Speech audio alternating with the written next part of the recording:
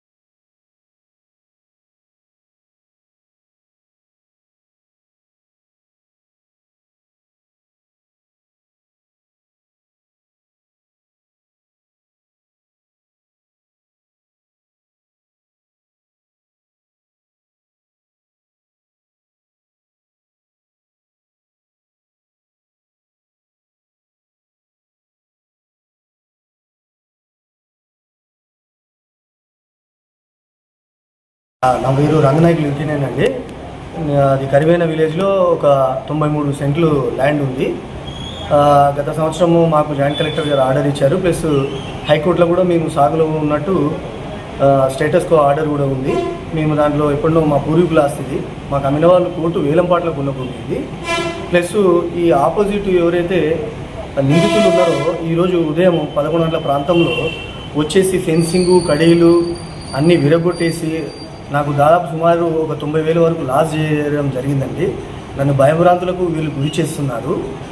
ఎందుకంటే ఆల్రెడీ హైకోర్టులో ఆర్డర్ ఉంది, మళ్ళీ కింది కోర్టులో సివిల్ కోర్టులో కూడా వీళ్ళకు కేవియట్ పిటిషన్స్ కూడా పంపించాము. వీళ్ళకు మధు శివుడు ఈ ఆకుల సలాం బాషా అనే వ్యక్తి ఇదంతా ఒక మాఫియాగా ఏర్పడి నన్ను భయభ్రాంతులకు గురి చేస్తున్నాడు. ఈ విషయమై నేను సిఐ గారికి ఈరోజు పోలీస్ స్టేషన్లో వచ్చి ఇలా మాకు హైకోర్టు స్టేటస్కు ఆర్డర్ మాకు అనుకూలంగా ఉందండి, అయినా వాళ్ళు వచ్చేసి మాకు దీనికి సంబంధించిన ఆధారాలు మీ దగ్గర దీనికి సంబంధించిన ఆధారాలు ఇవ్వండి. హైకోర్టు ఆర్డర్ ఉందండి, మళ్ళీ హైకోర్టు ఆర్డర్ అండి గత సంవత్సరం వచ్చింది.